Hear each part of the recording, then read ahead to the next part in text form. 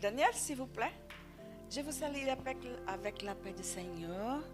Je vous dis que je suis très content d'être là. Et je suis contente parce que vous êtes trop belle. Oui. Félicitations à l'Église, à notre pasteur, pour le travail qui a été fait là. Gloire à Dieu. Je ne suis pas constamment avec vous encore, mais avec la prière, je suis avec vous. J'ai prié pour vous et je sais que Dieu il va faire des choses plus grandes qu'il était fait. Oui. Je voudrais vous laisser quelques versets de la parole du Seigneur, que c'est contre le livre de Josué. Josué, bonjour. Et le premier chapitre, 3 versets, le 7, le 8 et le 9. Et non seulement pour le pasteur, sa femme, mais pour toute l'Église. Tão somente esforça-te. C'est pour toi. A tradução é lá, super. Parfait. Je peux ler en português. Tão somente esforça-te e tem bom ânimo, para teres o cuidado de fazer conforme toda a lei que meu servo Moisés te ordenou. Dela não se desvie, nem para a direita, nem a gauche, nem a droite, para que prudentemente te conduzas por onde quer que andares. Não se aparte, versículo 8, não se aparte de tua boca o livro desta lei, para tenha cuidado de fazer conforme tudo quanto nele está escrito. Porque então farás prosperar o teu caminho, e então prudentemente te conduzirás. Não te mandei eu? O Senhor ordenou. Esforça-te e tem bom ânimo.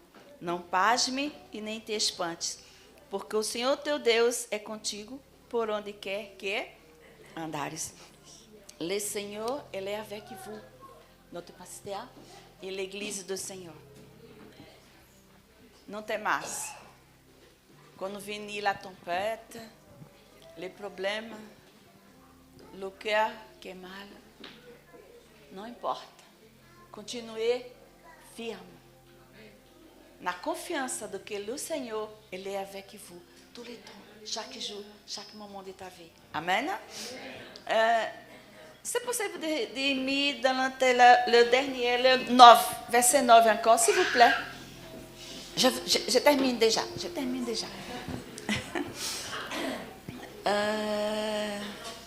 Je demande à l'Église, s'il vous plaît, de répéter le verset 9. Nous allons lire le verset 9, donc ensemble. Oui. 1, 2, 3. Bien votre cœur. Amen. 1, 2, 3. Ne t'ai-je pas donné cet ordre? Fortifie-toi et prends courage. Ne t'effraie point et ne t'épouvante point, car l'Éternel, ton Dieu, est avec toi dans tout ce que tu entreprendras. Amen. Amen. Amen. Je finis et je vous demande de dire à qui est à votre côté, comme dit là, comme dit, force, continue, le Seigneur est avec toi. Allez, Amen. répétez, à qui est avec vous, s'il vous plaît. Oui, répétez. Voilà, nom de Jésus. Et cette parole, elle va s'accomplir dans la vie de nous tous, nom de Jésus. Amen. Dieu vous bénisse. Soyez bénis, mon frère.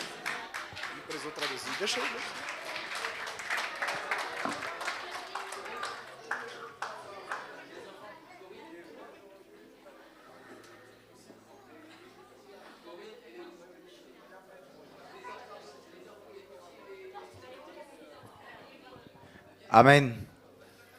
Merci Seigneur pour la présence du pasteur Daniel, pour ce moment important. Amen Seigneur. Je vous salue, je vous souhaite le bienvenu par la grâce de l'Éternel. Amen. Nous allons rendre le culte dans la main de notre pasteur président Daniel. Amen. Et pour cela, je vous invite à préparer vos cœurs, à vraiment créer un terrain que la bonne semence puisse tomber et on fructifie. Soyez attentifs à tout ce qui va être dit aujourd'hui. Amen. C'est un homme d'honneur qui honore un homme de foi. Amen. Je voudrais lire avec vous le livre de Marc, chapitre 6, verset 4. Vous allez me comprendre. Merci Seigneur. Mais Jésus leur dit, un prophète n'est pas méprisé que de sa patrie, parmi ses parents et dans sa maison. Amen. Je vous apporte cela pour vous dire, aujourd'hui, c'est le jour que cette parole ne peut pas s'accomplir ici. Amen. Dans ce temple, que nous devons honorer les hommes de Dieu, les prophètes de l'Éternel. Amen. Aujourd'hui, nous recevons un Père. Et toute l'Église se rassemble pour dire merci Seigneur de nous avoir donné un Père dans la foi, dans cette ville qui avait besoin. Amen. Dans ces pays qui a encore besoin. Donc, nous prions Seigneur pour rendre le culte avec un cœur humble, passionné par la parole, passionné par l'honneur. Amen. Je vous invite à fermer vos yeux. Nous allons prier. Seigneur Jésus, voici que tu nous as donné l'opportunité, Seigneur, d'être rassemblés dans cette ville, dans ces lieux pour louer et glorifier ton son nom. Père, ouvre les écluses du ciel ce matin, Seigneur, et verse sous ces hommes l'honneur qui leur est dû. Père, fais de nous des instruments, Seigneur, de ta parole. Seigneur, que nous puissions travailler avec le cœur ouvert, Seigneur, avec la tête, la mentalité nettoyée, Seigneur, et qu'on puisse être remplis ce matin par ton Saint-Esprit. Conduis, Seigneur, ces hommes, car nous avons besoin d'une tête fortifiée, Seigneur. Ta parole nous dit, Seigneur, que quand il change le prophète, il change la loi, Seigneur. Nous voulons avoir cette loi dans notre cœur. Qu'il soit conduit, Seigneur, préparé, dirigé par ta parole. Et que nous soyons le bon brebis, Seigneur. Que nous puissions marcher, Seigneur, selon ta volonté. Au nom de Jésus. Amen. Amen. Préparons-nous pour recevoir le pasteur Daniel, le pasteur président de la DDI. Au nom de Jésus. Amen. Soyez bénis. Amen. La paix du Seigneur à tous. Bonjour à tous. Je suis tellement béni d'être avec vous. Déjà, juste en arrivant, on voyait déjà cette chaleur que vous avez, cette joie que vous dégagez. Et depuis la dernière fois, j'ai gardé cette empreinte de l'amour que vous avez les uns pour les autres et pour les âmes. Que le Seigneur vous bénisse. Vraiment, je suis béni. Merci pour l'invitation. Merci, Pasteur Claude et son épouse et toute l'Église, le conseil. Merci d'être avec vous aujourd'hui. Je suis vraiment très honoré. Vous avez les salutations aussi de notre pasteur président, qui est alors pour ceux qui ne savent pas, notre Église a son siège en Guyane française. Et le pasteur président y est, et il vous salue tous. Et il m'a certifié que bientôt il voudrait venir. Donc ce sera une joie, je pense, pour nous tous. Et je vais le raccompagner ici avec grand plaisir. En tout cas, merci. Je ne suis pas venu seul, comme vous avez vu. Je suis venu accompagné de Pasteur Carole, son mari, qui sont à notre église à Carnoux. Et nous avons passé une journée merveilleuse hier. Hier, on a séparé les hommes des femmes pendant un moment pour parler avec les hommes et parler avec les femmes. Mais après, nous sommes rassemblés dans un moment de prière, dans un cercle de prière merveilleux. Et on pensait peut-être partir plus tôt et finalement on est parti un peu plus tard, mais tous dans la joie du Seigneur et remplis du Saint-Esprit. Amen. Donc on passait une super journée. Merci parce que vous nous avez amenés de Carnoux jusqu'ici. Merci au chauffeur, n'est-ce pas? Magnifique chauffeur, Eric. Cet homme de Dieu merveilleux. Je suis venu aussi avec ma maman et c'est un plaisir, c'est un bonheur d'avoir ma maman qui m'a beaucoup tiré les oreilles quand j'étais plus petit. Et aujourd'hui, je me rends compte qu'elle avait raison. Et aujourd'hui, nous sommes là pour enseigner aussi et transmettre. L'apôtre Paul a dit donc en 2 Timothée chapitre 2, il a dit « Ce que tu as reçu, transmets-le à des hommes fidèles et des femmes fidèles. » Amen. Pour que l'œuvre poursuive. Parce que bientôt, on ne sera plus là. Mais nos enfants seront les flèches que le Seigneur va nommer pour atteindre l'objectif et poursuivre l'œuvre. Amen. Donc mais vraiment, je suis béni d'avoir été accompagné par ces femmes et cet homme de Dieu. Et je suis béni d'être avec vous. Vraiment, je voyais un petit peu l'heure. Je me disais, mon Dieu, l'heure passe vite à Gap. Je crois que c'est Gap, non? Parce que mais on va essayer de faire vite. Mais j'ai une parole de Dieu pour vous. En tout cas, quelque chose que Dieu a mis dans mon cœur. Et en arrivant, je n'ai eu que la confirmation. Amen. Le Seigneur est avec nous ce soir. Amen. Il est avec nous? On n'est peut-être pas ce soir. On est peut-être cet après-midi encore. Pardon. Mais est-ce qu'il est avec nous? Est-ce qu'il est en nous? Il est tout le temps avec nous. Amen. Nous avons lu tout à l'heure, ma maman a lu le verset et il a dit « Je serai avec toi dans tout ce que tu feras. » À chaque instant, la présence de Dieu est avec nous. Il nous l'a promis. Il a dit, écoutez, je vais partir. Je vais revenir au Père. Juste un moment, parce que je vais venir vous rechercher très prochainement. Mais en attendant, je vais vous laisser le Saint-Esprit. Il va demeurer en vous. Il sera en vous. Et il vous rappellera tout ce que je vous ai enseigné. Il vous enseignera sur toutes choses. Il vous guidera en toutes choses. Je serai avec vous jusqu'à la fin des temps. Amen. Le Seigneur est avec nous. Et en arrivant aujourd'hui, j'ai senti cette présence merveilleuse avec vous. Et je suis béni de louer le Seigneur ensemble. Et je voulais même tout à l'heure, si on a un peu de temps, même rechanter le chant qui dit « Je veux t'adorer ». Parce que véritablement, le Seigneur est parmi nous et nous voulons l'adorer. Amen. On ne peut pas faire autrement devant le Seigneur. On ne peut que l'adorer et lui remercier pour tout ce qu'il est et pour tout ce qu'il a fait pour nous. Amen. En tout cas, je suis vraiment béni. Il est avec nous. Je me préparais à venir au culte et le Seigneur m'a rappelé une histoire dans la Bible.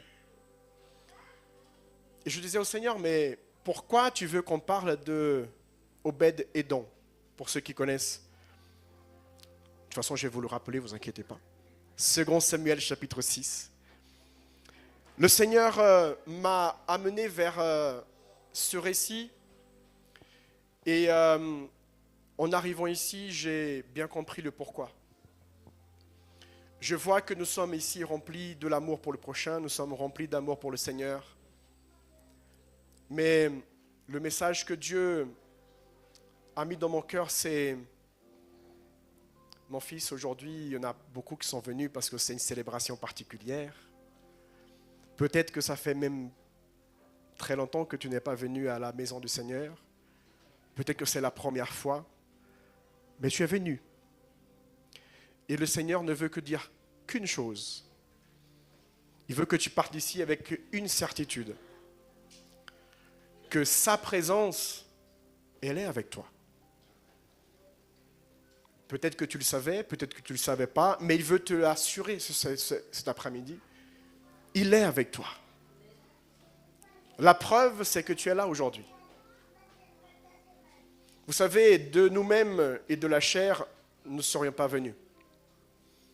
Et notre ennemi, parce que nous en avons un, bataille tous les jours. Il cherche tous les jours à t'empêcher de venir ici, à t'empêcher de connaître le Seigneur.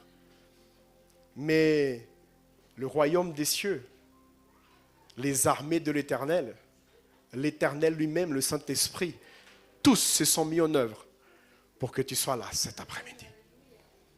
Et dans ton cœur, il y a cette envie, cette flamme qui est née et tu es là aujourd'hui. Et le Seigneur te dit, je suis avec toi aujourd'hui.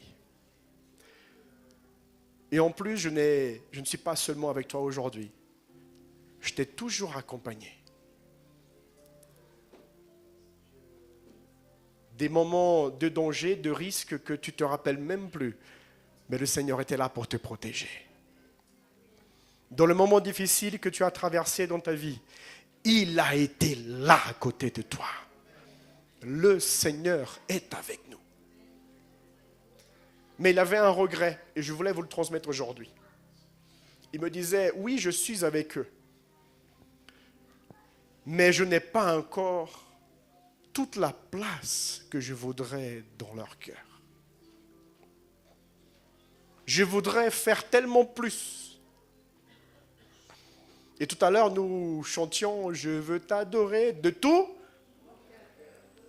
de toute mon âme, de toute ma force. » Et le Seigneur me disait « Oui, je l'entends, mais je voudrais que ce soit véritablement vrai dans le cœur de tous. » Et le Seigneur nous invite aujourd'hui à une relation plus profonde. Le Seigneur nous invite aujourd'hui à non pas seulement avoir la certitude qu'il est avec nous. Il a dit qu'il sera avec nous. Et Dieu est un Dieu fidèle. Mais il veut véritablement être le roi, le Dieu, le Seigneur de nos vies. Hier, nous étions avec les hommes et on a partagé à la fin de la réunion un verset qui est en Éphésiens chapitre 1er, verset 3, qui dit que nous sommes déjà bénis par toutes les bénédictions dans le monde spirituel. Je ne sais pas si vous vous rendez compte, c'est la parole de Dieu qui nous dit, nous sommes déjà bénis. Mais nous ne vivons pas toutes ces bénédictions. C'est vrai ou c'est pas vrai? Il y a tellement de choses qui nous manquent, tellement de choses pour lesquelles on recherche et on se bat pour l'avoir et obtenir de nous-mêmes. Et le Seigneur qui nous dit, et nous le rappelle aujourd'hui, je peux te l'offrir, je peux te le donner, je suis avec toi. Ce serait plus facile si on était vraiment ensemble. Et il nous invite à rentrer dans une relation plus profonde. Et il nous invite à véritablement prendre toute la place dans notre cœur. Que le Seigneur nous bénisse aujourd'hui. Et que nous partions ce matin, pas seulement avec la certitude que sa présence est en nous et avec nous, mais que sa présence, elle a pris toute la place de notre vie, dans notre cœur. Que sa présence est active, qu'elle est véritable, qu'elle se voit, qu'elle agit en nous à chaque instant. Au travail, à l'école, à la maison, à l'église, partout. Nous sommes véritablement des disciples du Seigneur. C'est ce que le Seigneur souhaite aujourd'hui. Et je voulais lire ensemble cette histoire de cet homme qui a reçu la présence du Seigneur chez lui pendant 3 mois. 3 mois. Et en 3 mois, lui, sa famille, tout ce qu'il avait a été complètement transformé. 3 mois. Je ne sais pas depuis combien de temps tu es chrétien, je ne sais pas depuis combien de temps tu cherches une solution à cette difficulté ou une solution, une réponse à ce que tu as besoin. En 3 mois, il a vécu quelque chose d'extraordinaire. Je voudrais qu'on lise ensemble, donc, s'il vous plaît, comme je l'ai dit, second livre de Samuel, chapitre 6. S'il vous plaît, on va commencer par le premier. Pardon, on va commencer par le verset, excusez-moi, je n'ai pas mes lunettes, verset 3. Heureusement qu'ils vont m'aider. Je vais lire avec vous ici, d'accord? Verset 3. Et donc le roi David, il a décidé de ramener, de prendre de nouveau l'arche de Dieu, l'arche de l'alliance, qui était parmi les Philistins. Vous vous rappelez de l'histoire? Les Philistins, ils ont voulu voler l'arche de la présence du Seigneur, l'arche de Dieu. Et ils ont volé. Ils ont ramené la présence de Dieu et l'arche chez eux. Ils l'ont mis devant leur Dieu pour humilier les Juifs, les Israélites, pour certainement montrer que notre Dieu, il est plus fort. Et on a vaincu. On les a battus. Et ils ont mis l'arche de l'alliance devant leur Dieu. Le lendemain matin, ils sont revenus. Leur Dieu était par terre, couché, prosterné devant Dieu.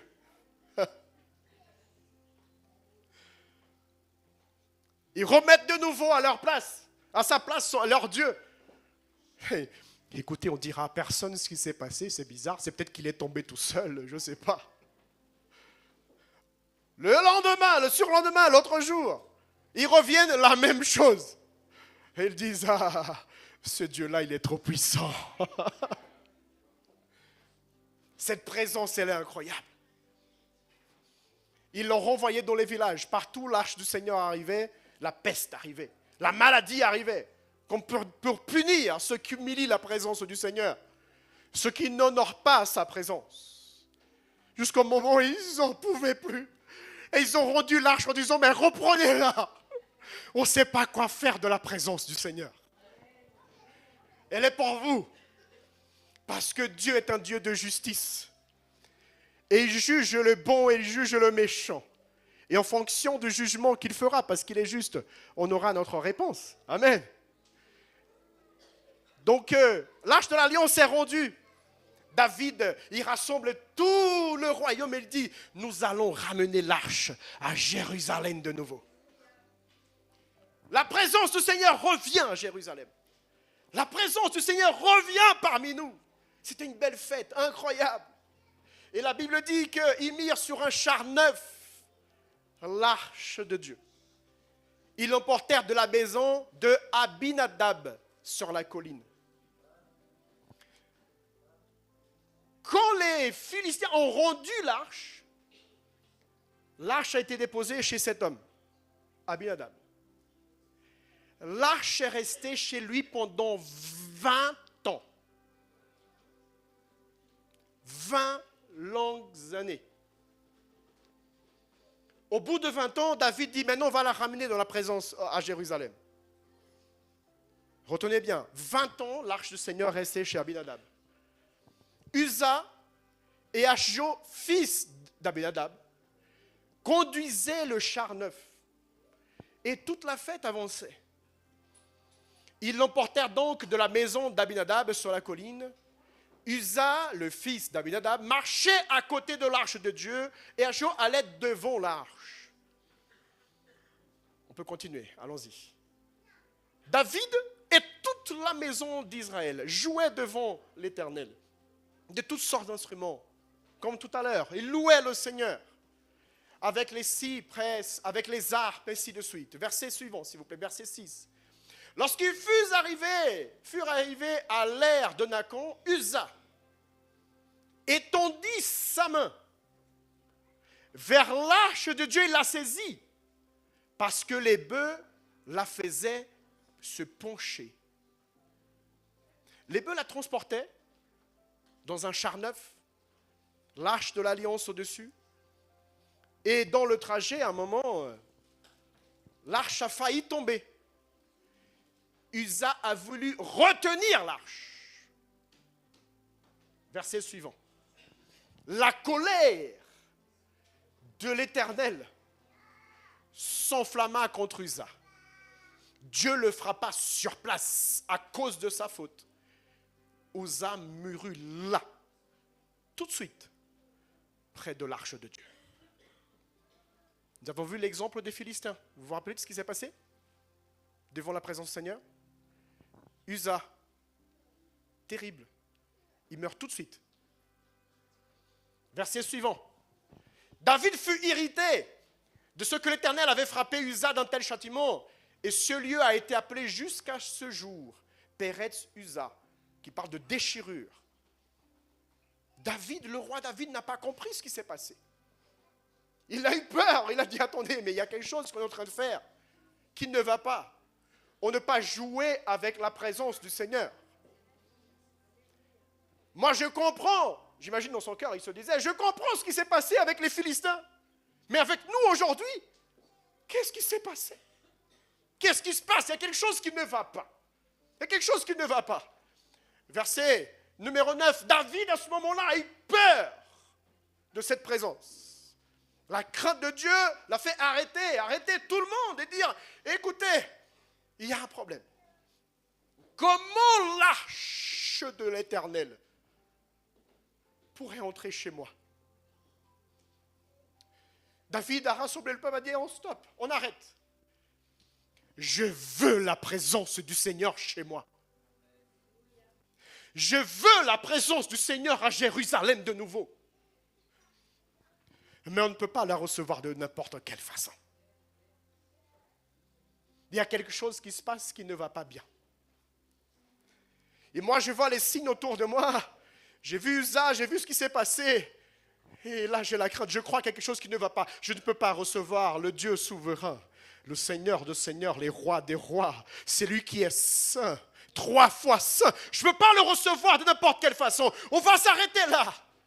Il faut qu'on cherche d'abord à préparer la place. Je ne peux pas le recevoir dans ma maison, je ne peux pas le recevoir dans mon cœur, je ne peux pas le recevoir dans mon foyer, dans ma famille, je ne peux pas le recevoir dans mon couple, je ne peux pas le recevoir dans cette église, je ne peux pas le recevoir de n'importe quelle façon. David s'arrête. Et David dit, comment je vais faire pour amener cette présence chez moi? Comment je vais faire? Verset suivant, il dit, verset 10, il ne voulut pas retirer l'arche de l'Éternel chez lui dans la cité de David. Mais il y a quelque chose qui s'est passé d'incroyable. Juste à côté de là, il y avait un homme qui y habitait, Obed-Édom. Et j'imagine qu'il s'est préparé avec sa famille. Il était de la tribu de Lévi. Et donc il s'est préparé avec sa famille pour voir passer l'arche de la présence, l'arche de l'alliance du Seigneur, devant chez lui, à côté de chez lui.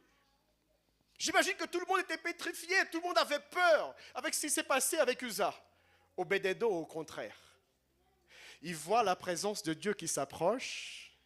Il voit la présence de Dieu qui passe devant lui. Et il a dit, aujourd'hui, ma famille, tout le monde, mes enfants, ma femme, nous allons célébrer un culte de gloire et d'honneur au Seigneur parce que sa présence va venir. Ils se sont préparés, ils attendaient que quelque chose se passe chez eux. Et ça se passe exactement devant chez eux.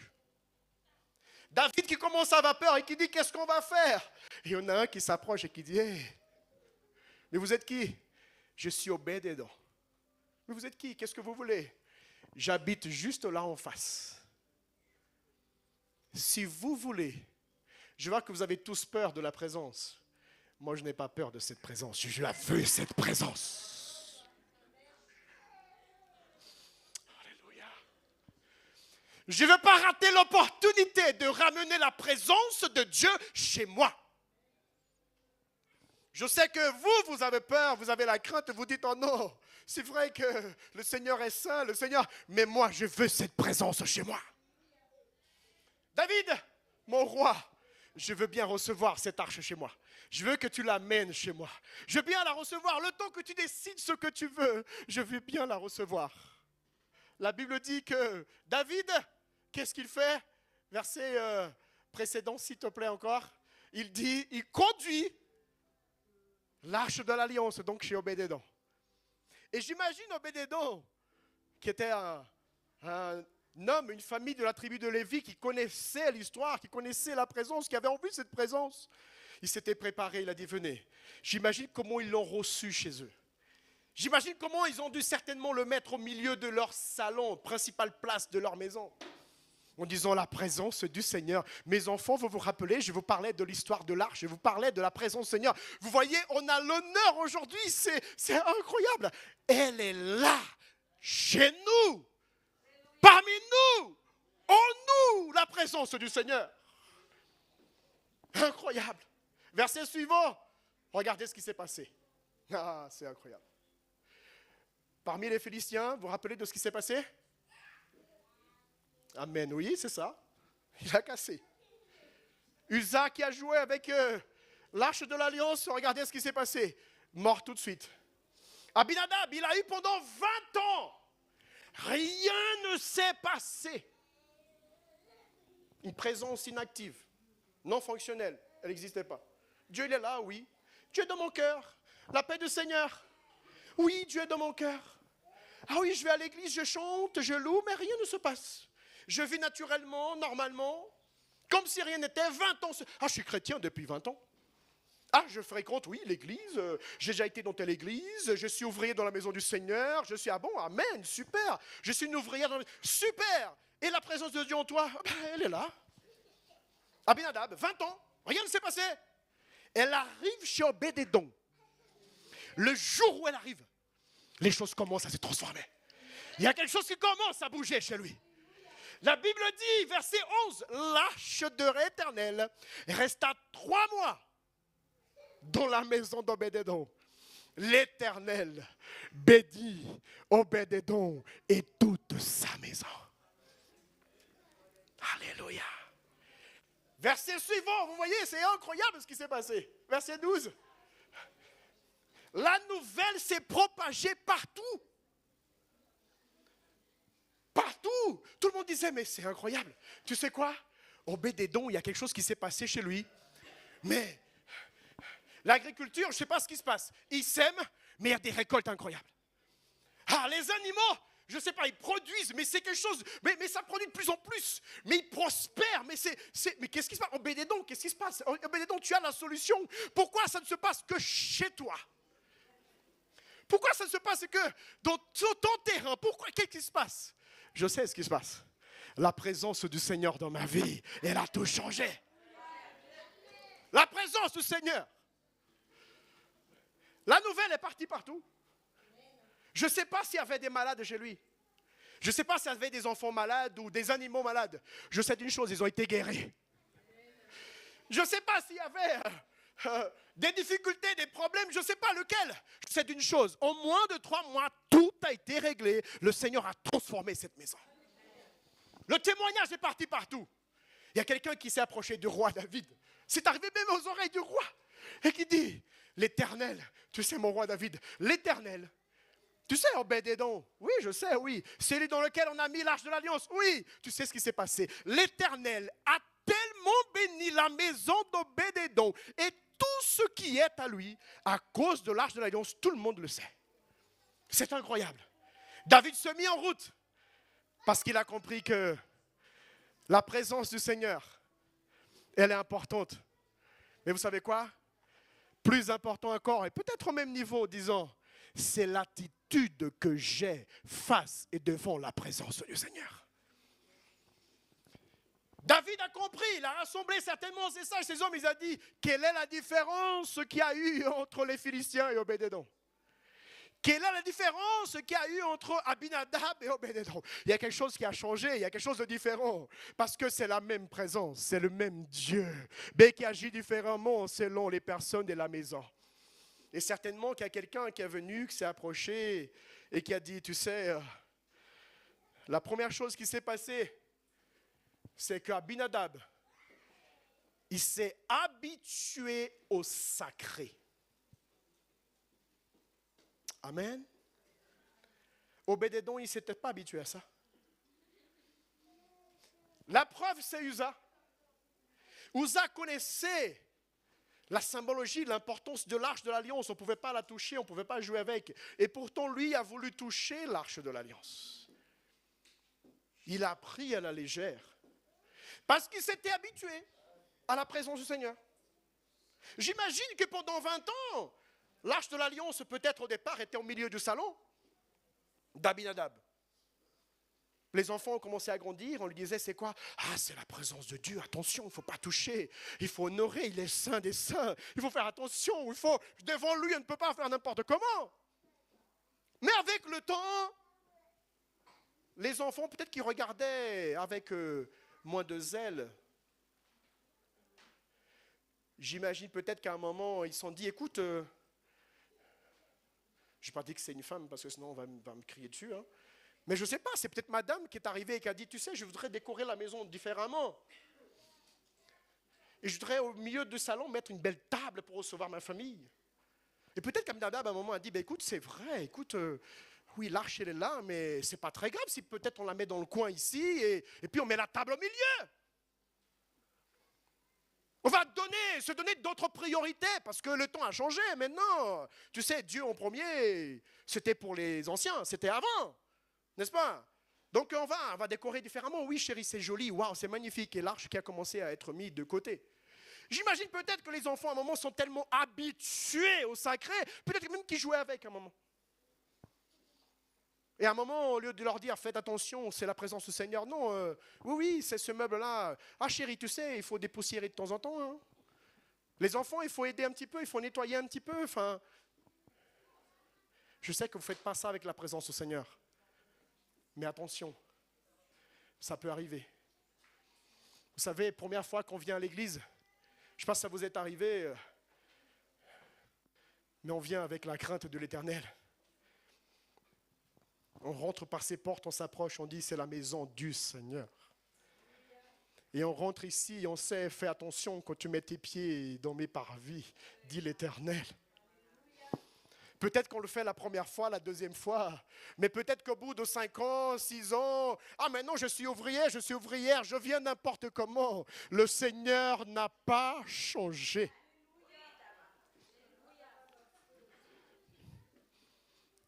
Sa maison reste sa maison. Sa présence reste sa présence. Peut-être qu'en tant ouvrière responsable d'un ministère dans l'église, je faisais avec zèle au début. C'était tellement bien fait. Je prenais le temps, je priais avant, je me dédiais à ça, je lisais avant. Et j'étais certain que je montais ici ou quand je réalisais quelque chose, c'est le Seigneur qui m'a dit de faire comme ça. Et je vais le faire. Mais avec le temps, on commence à se dire, mais en fait, je n'ai pas besoin. Je connais maintenant. Je n'ai pas plus besoin d'apprendre, de lire, d'écouter, de prier. Mais non, je prie tout seul maintenant. Moi, le Seigneur m'écoute. Il comprend ce que je veux, il va le faire. Obed-Édom a fait différent. Il a réuni sa famille, il a dit non. La présence du Seigneur, c'est une présence sainte qui doit être respectée et honorée. On ne peut pas faire n'importe comment avec la présence du Seigneur, avec ce que le Seigneur a pour nous. Peut-être que les symboles de la Sainte Seine, je les prenais avec tellement de crainte et aujourd'hui, je viens à la Sainte Seine, je les prends comme n'importe quoi. Attention. Parce qu'au 1 Corinthiens chapitre 11, qui nous parle de la Sainte Seine, il nous rappelle l'importance de la Sainte Seine et d'avoir un cœur préparé à cela. Peut-être que le pasteur de l'église, je l'honorais en tant que pasteur, homme de Dieu. Mais aujourd'hui, maintenant que je mange chez lui, il mange chez moi, on se tutoie, on est devenus des potes. Ah ouais, maintenant on est des copains. On part ensemble, on voyage ensemble. Et puis je lui parle de n'importe quelle façon, je ne le respecte plus. Attention, ce qui est saint reste saint. Ce qui est réservé au Seigneur reste réservé au Seigneur.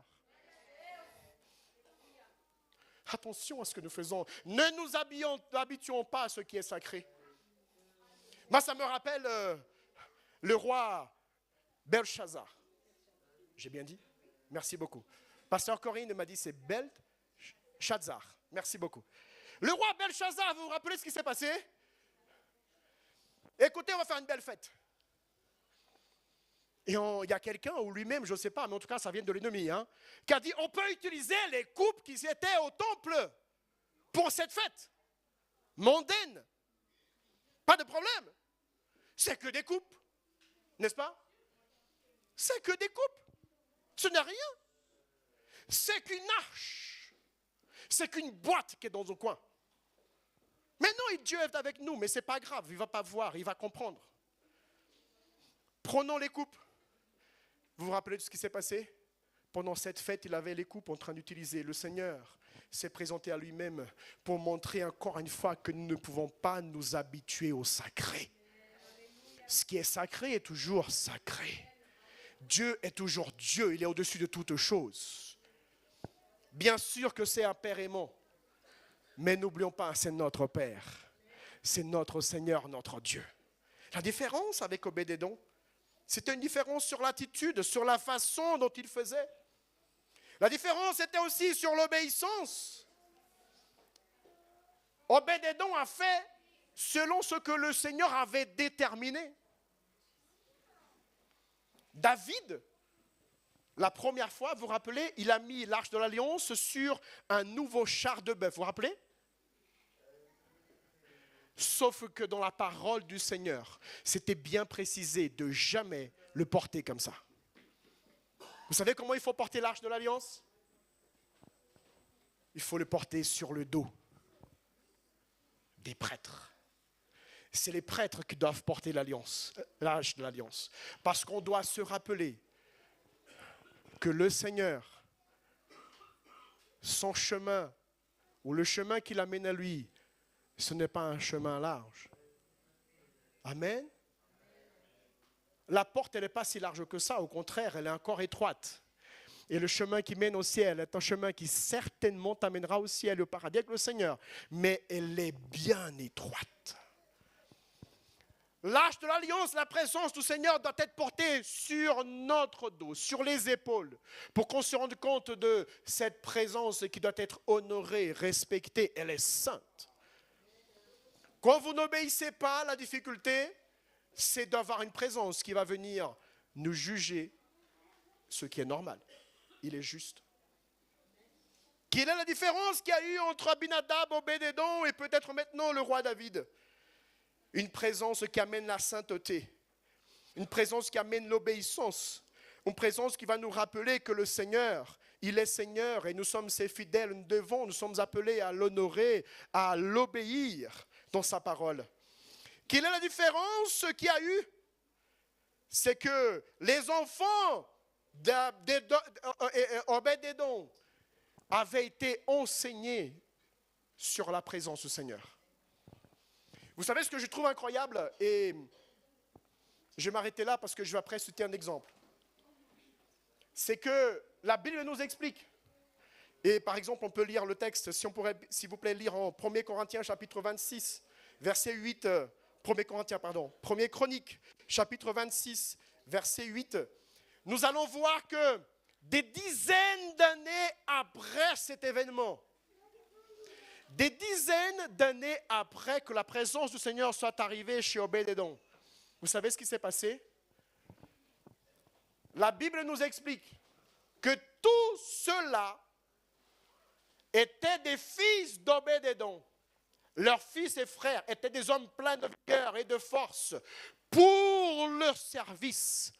62 hommes parmi la famille d'Obed-Édom avait été choisi quelques dizaines d'années après pour servir l'Éternel dans sa maison.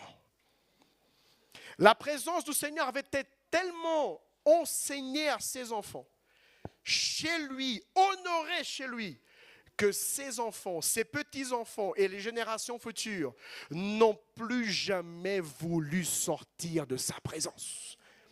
Ils l'ont reçu une fois chez eux. Et quand l'arche est partie à Jérusalem, ils ont dit on ne peut pas rester loin de cette présence.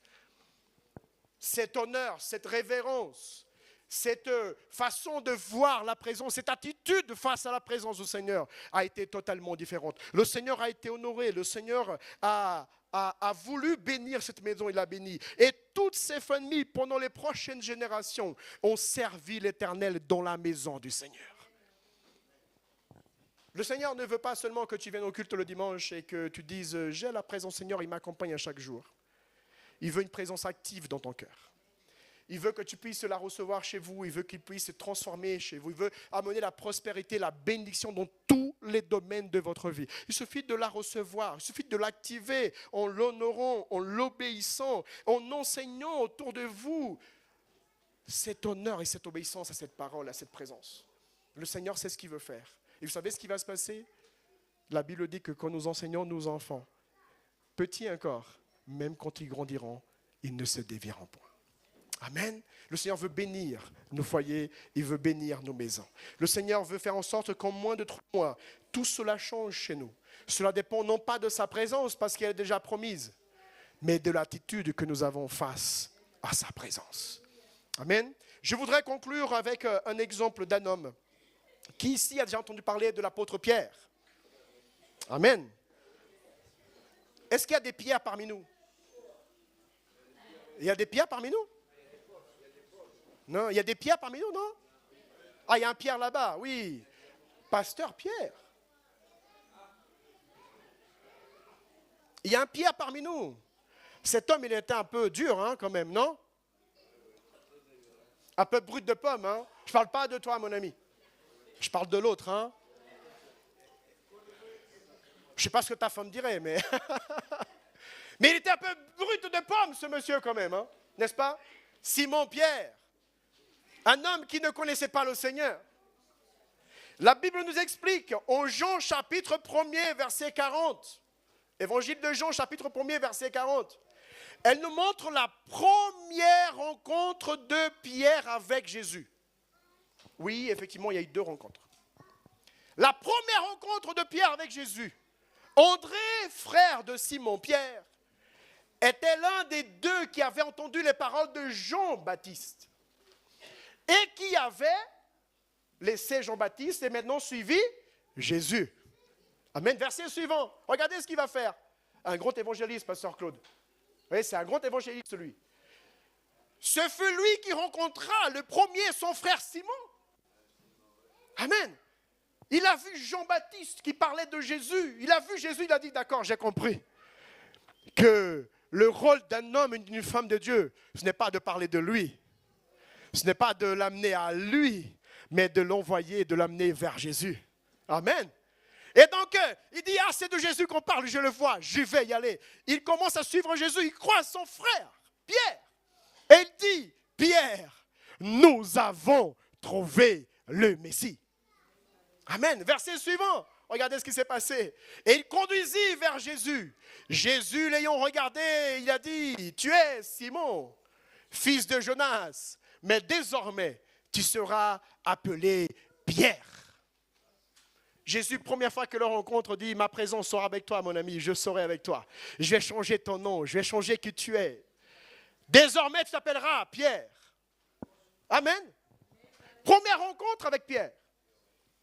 Je ne sais pas ce qui s'est passé après. Mais Pierre s'est un peu éloigné de Jésus. Eh oui. Ça ne vous est pas arrivé, mais ça arrive à beaucoup. Qui commence tout feu, tout flamme. La passion de l'évangile. Ah oui, quand j'écoute parler du Seigneur, ah, je le ressens avec beaucoup d'amour. Quand j'entends les louanges, ah, je pleure. Ah, je suis dans la présence du Seigneur, je le loue, c'est incroyable. Quand je commence dans le ministère, je suis tout enthousiaste, c'est merveilleux. J'honore sa présence, je sais qui il est. La présence du Seigneur, elle est comme chez Obed-Edom. Je vois tout qui commence à changer, je l'obéis, je lui suis fidèle. Et puis à un moment, il se passe des choses. Alors peut-être une tentation auquel on n'a pas su résister, peut-être une faiblesse qu'on n'a pas su s'approcher du Seigneur pour être fort et ne pas tomber, peut-être une déception au sein de l'église, avec un pasteur, avec une église, avec un frère. Il n'y a pas de ça ici, hein, mais ça peut arriver ailleurs. Hein. Peut-être une difficulté, une mauvaise compréhension de quelque chose, et là notre foi se refroidit.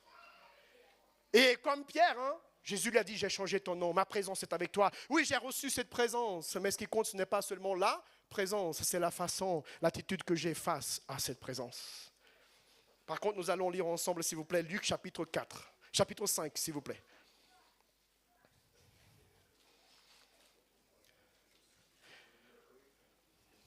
Faisons différemment, mon cher ami, faisons différemment. Matthieu chapitre 4.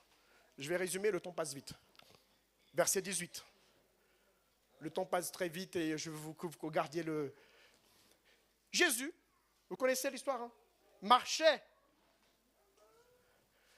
le long de la mer de Galilée et il vit Simon appelé Pierre. Vous vous rappelez comment ça s'est passé, la pêche miraculeuse, hein?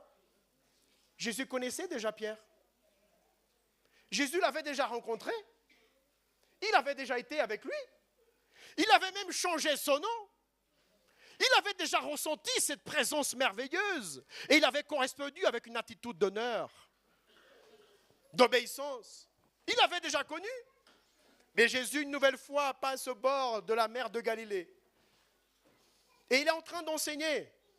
Et il voit Pierre, vous vous rappelez, qui est en train de revenir d'une pêche qui n'a pas été fructueuse. Je répète, une pêche qui n'a pas été fructueuse. Pourtant, le Seigneur lui avait dit, je suis avec toi. N'est-ce pas? Le Seigneur lui avait dit, je vais t'accompagner, viens, je t'invite, viens avec moi, je change ton nom, j'ai changé ta vie. Mais la pêche n'avait pas été fructueuse. Il s'est éloigné du Seigneur. Le Seigneur lui dit, Pierre, comment tu vas, mon ami? Ah, Seigneur, je suis là. Alors, la pêche a été comment? Des fois, on vient à l'église, hein, parce que la présence est là. Moi, je ne corresponds pas à la présence, mais je suis là. Et le Seigneur nous dit des fois au culte, alors, comment ça se passe? Tu crois que je ne peux pas faire plus dans ta vie? Tu crois que je ne peux pas faire plus avec toi? Ah non, la pêche aujourd'hui n'a pas été terrible. Je sais. Avant même que tu saches, je le sais. Je voulais tellement changer ta vie, Pierre. Je voulais tellement que tu vives autre chose, Pierre. Je t'ai promis que j'allais te bénir, mais tu ne me cherches plus. J'ai promis que je voulais transformer ta maison, mais ça fait 20 ans que j'y suis et j'ai été mis de côté. La Bible dit, est-ce que je peux au moins emprunter ton bateau? J'imagine Pierre qui a dit, oui Seigneur, vas-y, emprunte mon bateau. Et vous savez quoi? Il y a quelque chose d'incroyable. Parce que quand nous avons quelque chose qui nous appartient, qu'on nous remettons entre les mains du Seigneur, le Seigneur l'utilise pour son royaume. Et il nous demande aujourd'hui, qu'est-ce que tu as à m'offrir? Je veux t'utiliser. Il monte sur le bateau et il prêche la parole. Et la foi vient d'écouter là. Imagine Pierre en train de ranger ses affaires, de préparer ses affaires. Et il entendait, oui, parole. Amen. Et il entend le Seigneur Jésus qui enseigne la foule, qui parle à la foule et qui dit, oui, ma présence est avec vous. Je veux transformer votre maison. Je veux transformer votre vie. Je veux transformer votre couple. Je veux transformer votre ministère. Je veux pas d'un esprit qui est là pour être là. Je veux qu'il soit actif. Je veux qu'il se révèle en toi et à travers toi. Je veux le faire. Et la Bible dit que Pierre, il écoute. Le Seigneur termine de prêcher. Il s'approche de Pierre, il dit, Pierre, tu ne veux pas aller repêcher? Et Pierre, il vient d'écouter la parole, il dit, Seigneur, j'imagine son cœur, jusqu'à présent, j'ai voulu faire à ma façon. Jusqu'à présent, je me suis éloigné de toi. Mais là, sous tes paroles, en obéissance à ta parole, Seigneur, je sais qu'il n'est plus le moment d'y aller, mais je vais revenir pêcher de nouveau. Il revient pêcher.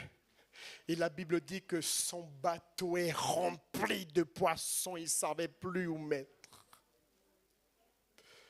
Il revient sur la berge. Il s'agenouille devant le Seigneur. Seigneur, pardonne-moi. Je suis un pécheur et tu es le maître des maîtres, le roi des rois. Je ne peux pas recevoir ta présence de n'importe quelle façon. Je me repentis, je reviens vers toi. Et le Seigneur le regarde et lui dit, verset suivant s'il te plaît mon ami, il leur dit, suivez-moi. Désormais vous ne serez plus pêcheurs de poissons, mais pêcheurs d'hommes. Le pire, c'est que plus loin, il refait la même chose. Vous vous rappelez ou pas? Il refait la même chose. Jésus est mort. Il a renié Jésus 3 fois. Oui. Cet homme tellement, n'est-ce pas mon Pierre? Tellement intrépide, tellement. Mais tu es un disciple de Jésus. Ah non, pas moi, 3 fois. Jésus est ressuscité. Et maintenant, il n'y croit plus. Il a baissé ses bras. Seigneur, j'ai encore des problèmes. Je t'ai cru à un moment. Je ne te crois plus. Tu ne m'as pas aidé. Je croyais tellement en toi. Je m'étais accroché à toi. J'ai tout donné. Je suis déçu parce que c'est plus pareil. Regarde dans ma vie. Rien ne va, rien ne va, rien ne va. Et le Seigneur nous dit ce matin, ce n'est qu'un temps, mon fils. Ce n'est qu'un temps, ma fille. Je suis avec toi. Qu'est-ce qu'il fait? Dit la parole du Seigneur dans le dernier chapitre de Jean. Il avait perdu tout espoir. Il regarde les disciples, ses amis autour de lui. Vous savez ce qu'il fait? Il les regarde et dit, vous savez quoi? Je crois que cette histoire de pêcheur d'hommes, c'est fini. Je crois que mon ministère, c'est terminé. Je crois que je vais arrêter. Je vais raccrocher les crampons. Je vais m'arrêter de faire. J'ai tellement donné. Regarde ce que j'ai gagné. Alléluia. Le Seigneur me montre que tu as déjà dit exactement ça. Regarde tout ce que j'ai fait et le résultat où j'en suis aujourd'hui. Le Seigneur est venu te rencontrer aujourd'hui au nom de Jésus. Et Pierre, il appelle ses copains et ses disciples. Il dit, écoute, tu sais quoi, cette histoire, je crois que c'est fini. Est-ce qu'on peut revenir sur le bateau et aller repêcher de nouveau? Le pire, c'est que souvent, quand on revient dans le monde ou qu'on lâche le ministère, on amène souvent du monde avec nous. Vous avez déjà remarqué ça? On ne veut pas le faire tout seul. Hein. Qui c'est qui veut commettre une erreur tout seul? Personne. Hein. On amène toujours quelqu'un avec nous. Vous avez déjà vu? Hein, au moment de repartir de nouveau, allez, viens avec moi. C'est comme ça. Et les disciples, vous savez quoi? Ils sont partis avec lui pêcher de nouveau. Ils sont là dans la mer en train de pêcher. Et j'imagine l'Esprit de Dieu qui disait, mais attends, mais tu n'étais pas un pêcheur d'hommes maintenant. Je ne t'avais pas invité à vivre quelque chose de plus grand. Je ne t'avais pas promis un ministère fructueux. Je ne t'avais pas promis que j'allais t'aider dans ta famille, que j'allais réussir à t'aider dans ton mariage avec tes enfants. Je ne t'avais pas dit que j'allais le faire.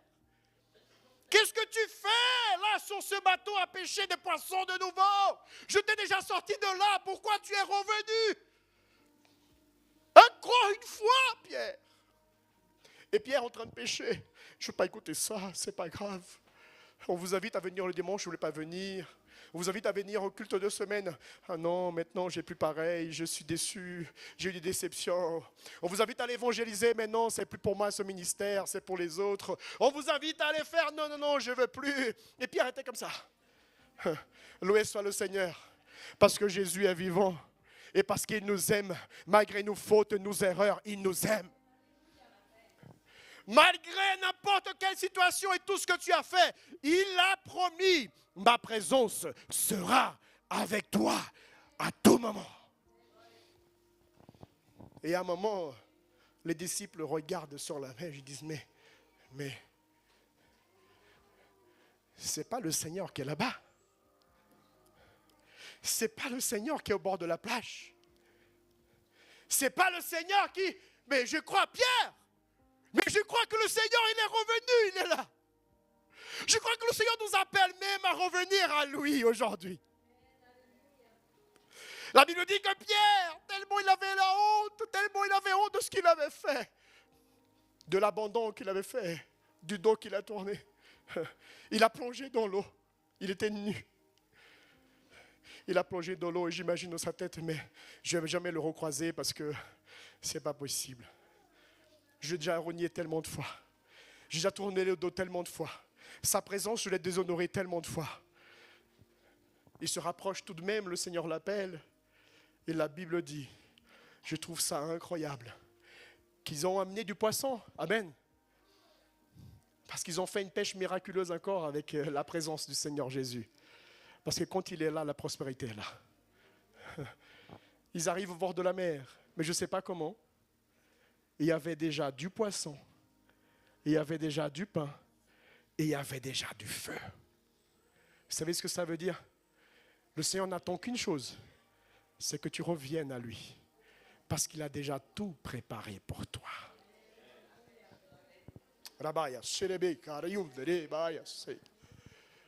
Alléluia. Ah, il nous invite à revenir auprès de lui de nouveau. Ah, notre place n'est pas loin de lui. Notre place est dans sa maison avec lui. Il y a plein de choses qui nous éloignent du Seigneur. Mais là aujourd'hui, il nous ramène auprès de lui, il nous invite à revenir auprès de lui. Et la Bible dit que Pierre y mange. Et après qu'il ait mangé, le Seigneur s'approche de Pierre. Et dit, Pierre, oui Seigneur, fils de Jonas. Ah, j'aime notre Seigneur parce qu'il est dans le détail, vous voyez. Et dit, Pierre, oui Seigneur, je sais d'où tu viens. Je sais ce que tu as déjà fait. Et je sais combien de fois tu m'as nié. En plus, je t'ai dit que tu allais le faire. Parce que je sais de quelle nature tu es. Je sais d'où tu es venu. Je sais le péché qui est en toi. Je sais les difficultés que tu vis. Je te connais, Pierre, fils de Jonas. Mais je vais juste te rappeler une chose. Je sais d'où tu viens, je sais qui tu es. Mais moi, je me rappelle du jour où je t'ai rencontré. Et je t'ai dit, désormais, tu ne t'appelles plus fils de Jonas. Simon, merci. Tu t'appelleras Pierre. Je suis venu pour transformer ta vie depuis le premier jour. Ce n'est jamais trop tard, mon fils. Et la question que le Seigneur pose à Pierre, c'est Pierre. Oui, Seigneur, pardonne-moi. Et le Seigneur ne veut qu'une chose aujourd'hui. Mon fils, ma fille, est-ce que tu m'aimes? Est-ce que tu m'aimes? C'est la seule chose que le Seigneur veut entendre de nous aujourd'hui, c'est la réponse à cette question. Moi, vous savez, je vais vous raconter en 2 secondes mon expérience amoureuse avec mon épouse. Mon épouse, c'est une Portugaise. La plus belle Portugaise du monde. De l'univers même. Mon épouse, c'est qui? C'est mon épouse. Mon épouse, elle habitait au Portugal. Vous savez quoi? Quand on a commencé à sortir ensemble, je vous assure une chose, je voulais qu'une chose, c'est prendre l'avion, aller la voir. Et elle prenait l'avion et venait me voir. Et pendant 1 an, on s'est mariés en 1 an et 2 mois, parce qu'on ne pouvait plus à un moment se dire non, il faut qu'on soit ensemble. Quand on s'aime, on veut être vrai ou pas vrai? Non, c'est pas vrai chez vous. Moi, ça a été le cas. Et depuis qu'on s'est mariés, le 31 mai 2009, je ne l'ai plus lâché de ma vie. Et je ne lâcherai plus jamais de ma vie, parce que c'est avec elle que je veux être. Le Seigneur nous demande aujourd'hui, est-ce que tu m'aimes? Ah ben dans ce cas-là, soyons avec lui véritablement. Je ne veux pas juste être là parce que tu me dis je suis là. Et d'ailleurs ma femme est la première à le dire. Quand je dis chérie, je t'aime, elle me dit c'est pas que les mots.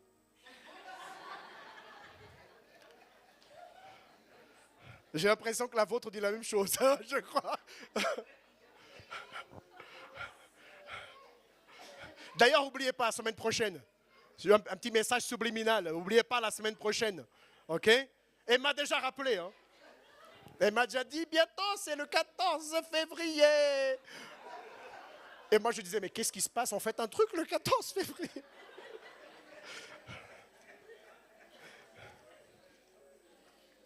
Le Seigneur, il nous rappelle, il nous dit, la semaine prochaine, dimanche prochain, à la même heure, ce sera la Sainte Seine.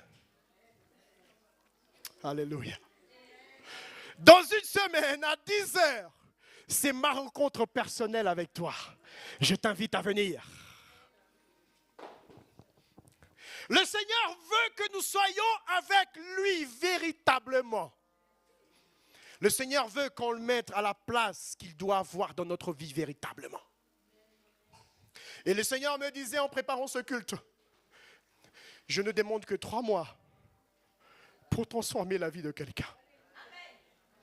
3 mois d'un véritable amour avec le Seigneur. Je veux prier avec vous, je veux prier pour vous aujourd'hui. Parce que je vois tellement d'amour dans ce message du Seigneur aujourd'hui, en nous disant, revenez à moi, reviens à moi. Et je sais que le temps est un petit peu dépassé, mais je voudrais vous demander une chose, s'il vous plaît. Est-ce qu'on peut rechanter ensemble? Je ne sais pas si vous voulez vous mettre debout ou assis, ou comme vous voulez, peu importe. Mais je voudrais qu'on prie ensemble, qu'on loue ensemble ce chant que nous avons loué. Je veux t'adorer. Et à travers ce chant, je voudrais vous inviter à vite. Tu veux pas? Bien sûr qu'elle veut. Elle veut. Attends. Je vais faire une chose. Tu vas rester avec moi ici, d'accord? Ok? Oh, super. Elle est mignonne. Magnifique.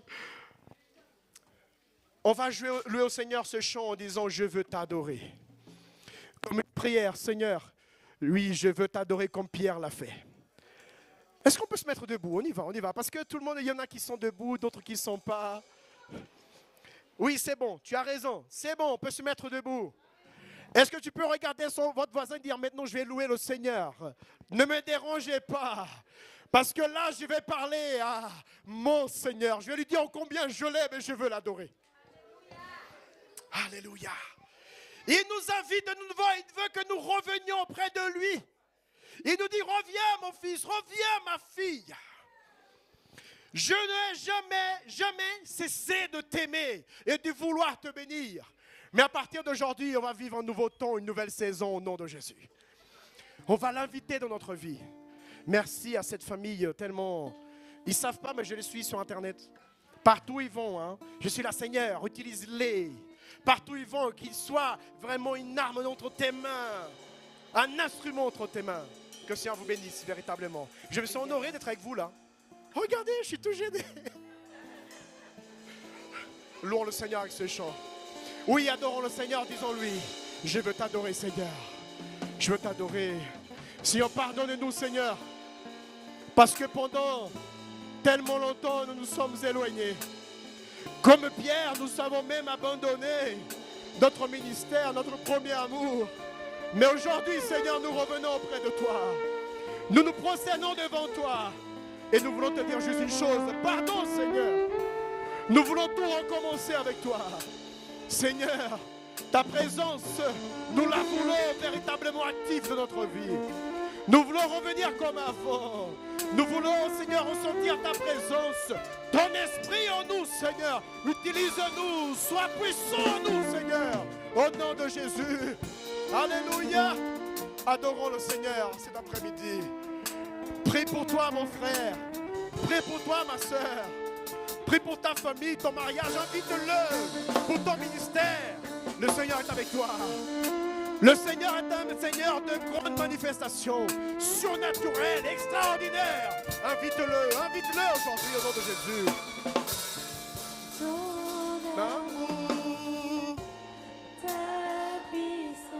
Et quoi encore? Ta présence dans ma vie.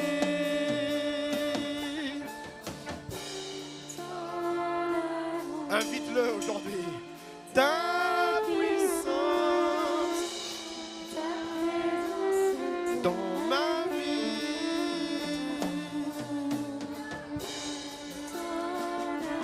Seigneur, fais comme un Obed-Édom. Viens avec ta présence chez moi. Viens avec ta présence chez moi. Alléluia. Ton amour, Seigneur, merci. Ah, ta puissance, ta présence dans ma maison, dans mon ministère. Ton amour, Seigneur.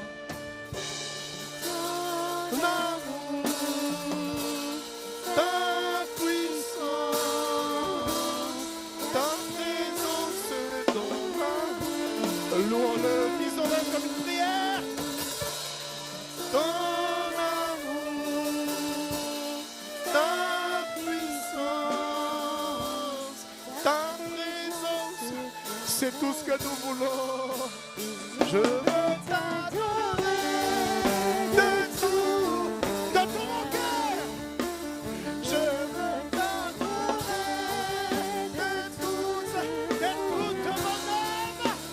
Je veux t'adorer de toutes mes forces. Alléluia. Car tu es mon Dieu. Tu es mon seul Dieu. Tu es mon Dieu.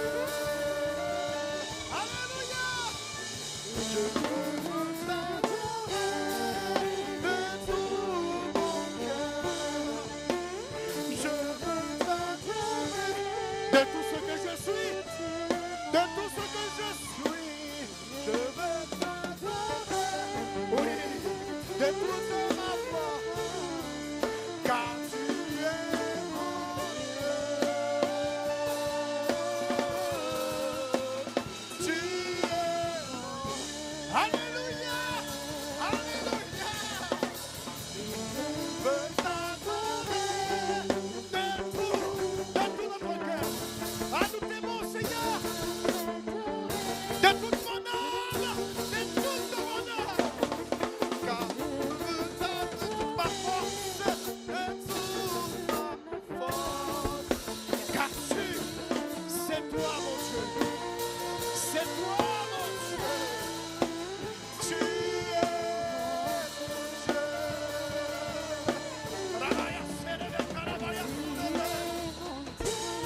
Alléluia.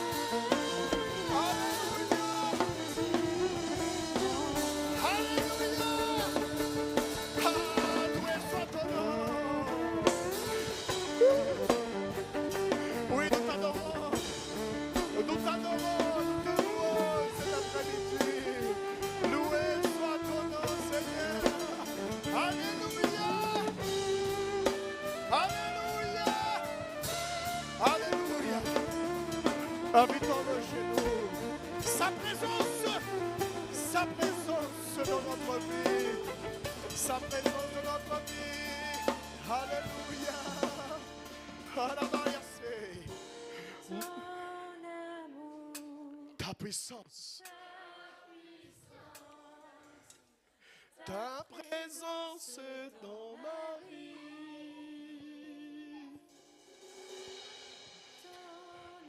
Rabaya Sherebe. Invitez-le. Ta puissance. Ta présence dans ma vie. C'est tout ce que nous voulons, Père. Seigneur, nous voulons prier cet après-midi comme le roi David, il a prié au psaume 51. Seigneur, il t'a dit, et je veux faire de ces mots ma prière aujourd'hui. Seigneur, tu peux enlever mon royaume. Tu peux enlever mon trône. Tu peux enlever toutes les richesses que j'ai. Mais ne m'enlève pas ta présence dans ma vie. Oh Seigneur, nous t'appelons cet après-midi dans notre vie. Que ta présence nous envahisse véritablement. Que ta présence vienne dans mon couple. Seigneur, je ne sais pas comment faire dans ma famille. Mais je t'invite chez moi aujourd'hui. Que ta présence vienne chez moi aujourd'hui. Ah Seigneur, je vais rentrer chez moi. Et en rentrant, je vais rentrer avec ta présence pour ma famille au nom de Jésus. Seigneur, je te demande pour les malades, au nom de Jésus, que ta présence les touche maintenant. Peu importe la maladie, peu importe la douleur, au nom de Jésus, il n'y a pas de place pour Dieu. Il y a la place pour la présence de Dieu aujourd'hui. Et nous chassons toute maladie, toute douleur, toute dépression, tout sentiment qui ne vient de Dieu. Au nom de Jésus, nous appelons à ta présence dans notre vie. Au nom de Jésus. Dans notre ministère. Dans notre ministère. Seigneur, combien de ministères qui ont les flammes presque éteintes. Que ton Saint-Esprit souffle aujourd'hui. Ta présence revient aujourd'hui. Souffle des quatre coins de cette terre. Seigneur, au nom de Jésus. Et que la flamme vienne se raviver. La présence du Seigneur. Sur cette église. Que cette église soit puissante. Que cette église vive la présence de l'Éternel du Seigneur. Que la présence du Seigneur soit active, soit véritable, soit visible, soit révélée à travers chacun d'entre eux. Bénis le couple pastoral. Bénis les ouvriers et les ouvrières. Bénis cette église. Que ta présence soit là au nom de Jésus. Au nom de Jésus. Au nom de Jésus. Nous nous recevons aujourd'hui, Père. Ta présence comme un Obed Édom. Seigneur, dans quelques jours, nous verrons la transformation complète. Au nom de Jésus. Au nom de Jésus. Au nom de Jésus. Au nom de Jésus. Invite-le chez toi. Alléluia. Le Seigneur est grand. Le Seigneur, il est sur son trône. Mais aujourd'hui, il a choisi de nous bénir. De nous aimer véritablement. Et il nous invite à l'aimer véritablement. À le désirer véritablement. À l'inviter chez nous au nom de Jésus. Nous t'adorons, Seigneur, avec notre vie. Nous allons partir avec l'engagement que nous allons t'adorer avec notre vie. Au nom de Jésus. Amen. Que le Seigneur bénisse toi et ta famille au nom de Jésus. Est-ce qu'on peut acclamer le Seigneur ce matin pour ce qu'il a fait? Merci. Merci véritablement. Merci. Le Seigneur est merveilleux. Amen. On peut s'asseoir un instant en louant le Seigneur. Nous avons presque fini. On va prier pour notre pasteur Jean-Claude. Jean-Claude. C'est parce qu'aujourd'hui, le Seigneur change les noms, c'est pour ça. Claude et Corinne. Si vous savez au combien j'aime ce couple, j'aime beaucoup ce couple. Et surtout une chose, je remercie le Seigneur pour leur vie. Vous savez pourquoi? Parce que le Seigneur ne veut pas que son troupeau soit son berger. Donc il a choisi quelqu'un, il a préparé quelqu'un, il a investi en lui pour qu'il soit devant vous aujourd'hui. Vous vous rappelez, je suis venu il y a quelques mois. Oh là, qu'est-ce que je suis béni là, je me sens le feu là. Amen. Vous êtes extraordinaire, vous êtes une bénédiction cette église, c'est incroyable ce qu'on vit ici. Louez le Seigneur pour votre vie, véritablement. Il y a quelques mois, je suis venu et je me suis engagé auprès de vous de rendre officielles les choses.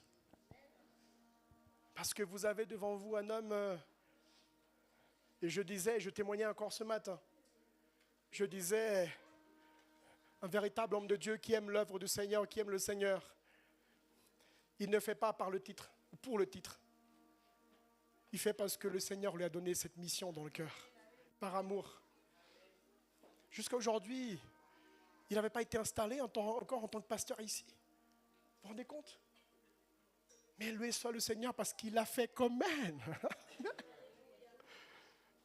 Et je voudrais témoigner de ça avant toute chose parce que j'ai trouvé extraordinaire. Je trouve extraordinaire l'œuvre qui est faite par ce couple pastoral et par tous les ouvriers ici, malgré que les choses n'avaient pas été faites encore. Mais aujourd'hui, on va corriger ça. Et désormais, officiellement et dans le monde spirituel, c'est très important. Vous aurez l'ange de l'Église qui sera avec vous. Amen. Je suis très honoré.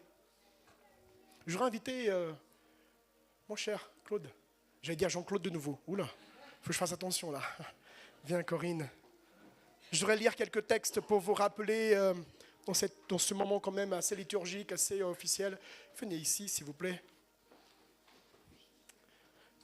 Ça va pas... On va lire quelques textes, mais merci. Je voudrais lire ensemble au Matthieu, s'il vous plaît, chapitre 28, versets 18 à 20.